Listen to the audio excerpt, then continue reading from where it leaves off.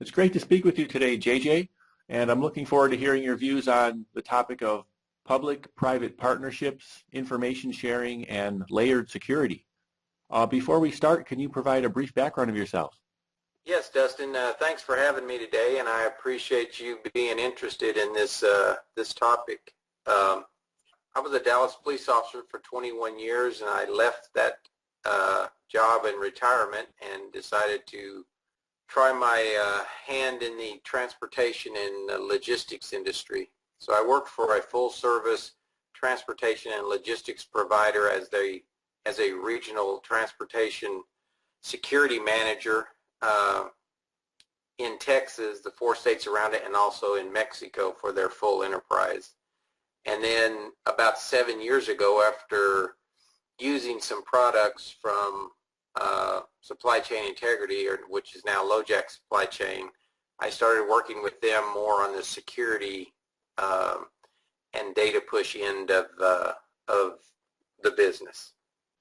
Thanks. Can you explain what is a public-private partnership and regarding information sharing and security? Sure. What we found, or what I found, I think, when I came into the industry is that before, when I was on the police department, I had worked my way up to where I had quite a few detectives that worked for me, a secretary, and everything else. And then when I left, I found that I had 5 states in Mexico to cover for a large enterprise.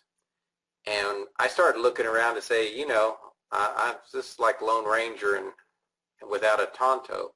So I started looking and talking to some of my colleagues when I was new in the transportation industry, and I started learning about some of the ways regionally that people were communicating with and networking with security managers of other companies and with law enforcement. And so over time, through the Southwest Transportation Security Council, which I formed along with 5 other ex-law enforcement officers who were in the industry, we started basically a communication system which started pretty much regionally and then has grown over the years to cover just about all of the U.S. and even into Canada, and allows us to communicate with the industry folks and allows us to network with law enforcement and to provide them training. And by doing that, we were kind of forced to do it, especially after 9/11, 2001. The FBI tended not to be real responsive to major theft, as they were obviously working on other things. So we kind of had to build a system ourselves to deal with cargo theft, and most cargo thefts happen in one place and are immediately in another jurisdiction. So that's kind of how it started, and then over time it's grown just through getting regional participation in several different cargo councils that exist now. There's actually about 8 of those that exist now, and we all communicate, share information, network with the police, and do 2 or 3 major conferences and trainings a year for law enforcement and the industry. And why do we need this? Well, really the reason you need it is because when your truck gets stolen in Chicago and the freight all ends up in Miami, if you don't know who to call, if you don't know who works those cases, if you're dialing 911, you'll probably never get anything done. So we need a network. We need a way to get past the in-the-box way of doing things. And by doing this, it allows you to know who to call when you have a problem and who works your issues and who will give you the best chance to recover. Obviously, when we start talking about the layered security part, we really want to do prevention way before we do response. But if something does go bump in the night, you need to have a way to respond and recover. And my last question is, can you talk about how this works a little bit in more detail? Sure. Really, it works just through a communication systems. the Southwest Transportation Security Council actually will put BOLOs and alerts out. Also, along with a company, a group called CargoNet that collects data and puts out BOLOs and alerts. The Supply Chain Information Sharing Analysis collects a lot of that data along with CargoNet. And through that, we are able to actually study the crimes and make some determinations from that analysis about what they target, how they target it, what their methods of operations are, where the highest risk areas in the U.S. and Canada are, and it just gives us a lot of knowledge so you don't have to operate in a vacuum. It's really all about the sharing of intelligence, the networking with police, the networking with other industry folks who are involved in the security side of things. And by doing all those things and having those contacts, you're able to have a response and recovery system that actually works with people who actually work cargo. If you called most police departments cold, you probably couldn't even find the guy who works the crime.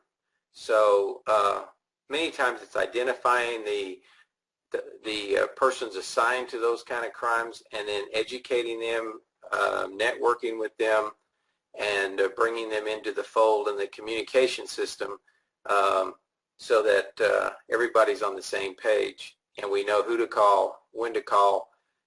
Using the database, a lot of times when police do find a warehouse full of stolen goods, we can identify complainants for them and do a lot of good work for them and for the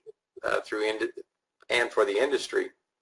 And also, many times by working together, it just makes it where not so many things fall through the cracks, and you actually have an opportunity even 6 months after a crime occurs to recover, because you have a way to communicate all that information through the group and through law enforcement to identify crimes, especially when a crime occurs in one state and then the property ends up in another. Oh, and just to recap, who are the end users and maybe some of the other stakeholders for this system? Well, you know, most of the regional councils are staffed with the security management folks from transportation logistic companies, from insurance investigative groups that work cargo, and a lot of times even vendors who provide security products for that venue. Those people are the stakeholders. Many times the ones who work cargo theft. There's 8 cargo theft task forces in the U.S. They're not everywhere. They're in a lot of the hot spots, but even a lot of the hot spots don't have task forces. So the task force people are in, and then we identify usually commercial auto theft folks or something like that in other places who are actually tasked with working the crime, and then bring them into the communication fold. And what it does is it allows the public, law enforcement types, to get information out, seek information from the industry, which a lot of times just is that connect the dot that you need in the communication side of things to know what's missing, who's missing it, where the actual crime occurred, and all those things. So it's really just a large communication system that can be used by both the public and the private entities. And thanks, JJ, for sharing today. Yes, sir.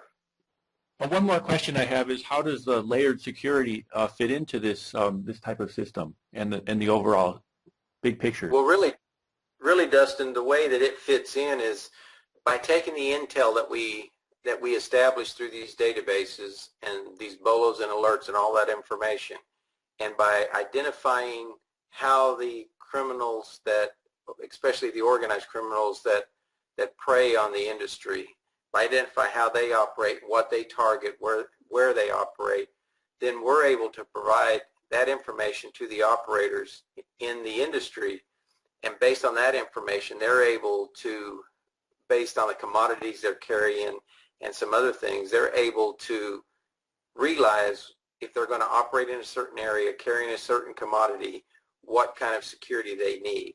And that security could be covert cargo tracking in the trailer. It could be locking devices. It can be team drivers. It can be a lot of things. But the way that it really works by all of the industry exchange and the public-private partnership and the exchange of information, it allows a person who's aware of the risks to operate in a safe manner using a layered protection system so that they're not victimized. And actually, most people who understand the risk and put in the right protections usually aren't victimized.